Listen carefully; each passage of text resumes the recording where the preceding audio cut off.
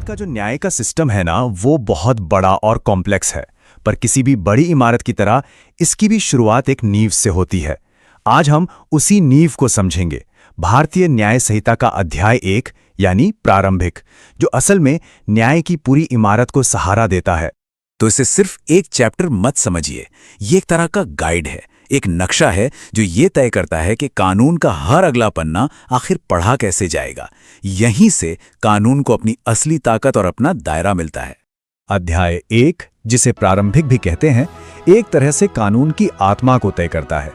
ये सिर्फ शुरुआती कुछ पन्ने नहीं हैं, ये वो बुनियाद है जो ये बताती है कि कानून आखिर है क्या, ये भारत में कहां-कहां तक लागू होगा, और सबसे जरूरी, इसके शब्दों का सही और आखिरी मतलब क्या होगा। और इस नींव का जो सबसे पहला पत्थर है वो है धारा 1। इसे आप कानून का ऑफिशियल आई कार्ड या पहचान पत्र समझ सकते हैं। एक ऐसा डॉक्यूमेंट जो इस पूरी संहिता को उसकी अपनी एक खास पहचान देता है। इस पहचान पत्र पर ना 3 बहुत बेसिक बातें लिखी होती हैं। पहली कि इसका नाम क्या है, दूसरी इसका अधिकार क्षेत्र कहां तक फैला हुआ है, और तीसरी ये लागू कब से होगा, मतलब ये एक असली ताकत कब बनेगा। तो धारा 1 का पहला हिस्सा इस संहिता को इसका ऑफिशियल नाम देता है भारतीय न्याय संहिता 2023, और इसी नाम से इसे देश के कोने-कोने में जाना और लागू किया जाएगा। फिर दूसरा हिस्सा बताता है कि कानून की भौगोलिक सीमा क्या है, और ये बिल्कुल साफ साफ कहता है कि ये कानून जम्मू कश्मीर से लेकर कन्याकुमारी तक, मतलब पूरे भारत पर लागू होगा। और आखिर में इस धारा का तीसरा हिस्सा तय करता है कि कानून का जन्म कब होगा। ये वो तारीख है जिसे सरकार एक ऑफिशियल गैजेट में नोटिफाई करती है, और बस उसी दिन से ये कानून सिर्फ कागज पर नहीं बल्कि हकीकत में एक ताकत बन जाता है।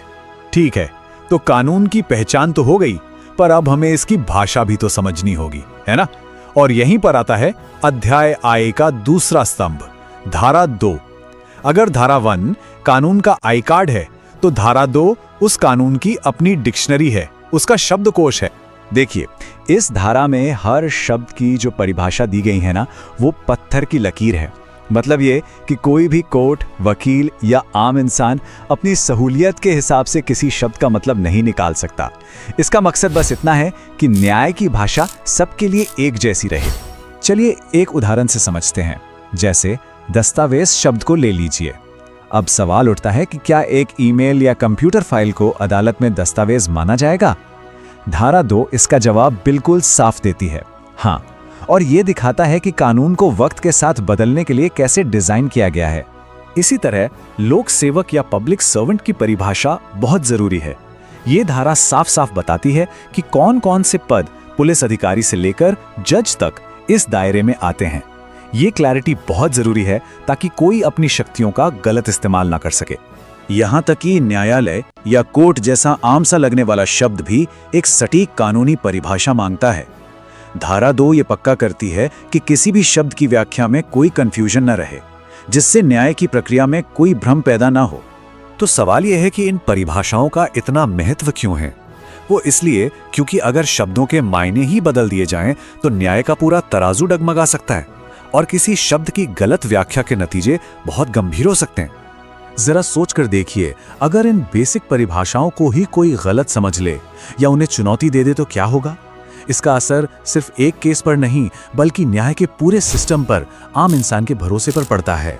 अगर धारा 2 को नजरअंदाज कर दिया जाए तो पूरे कानून का मतलब ही गलत निकाला जा सकता है। इससे कानूनी कंफ्यूजन पैदा होता है, और आखिर में जिस मकसद से कानून बनाया गया था वो मकसद ही अधूरा रह जाता है। तो ये सिर्फ एक डिक्शनरी नहीं बल्कि न्याय की भाषा की चाबी है। तो चलिए, अब तक हमने जो कुछ भी समझा उसके जो 2 मुख्य स्तंभ हैं उन पर एक नजर फिर से डालते हैं। तो संक्षेप में अध्याय आय में 2 बहुत ही अहम धाराएं हैं।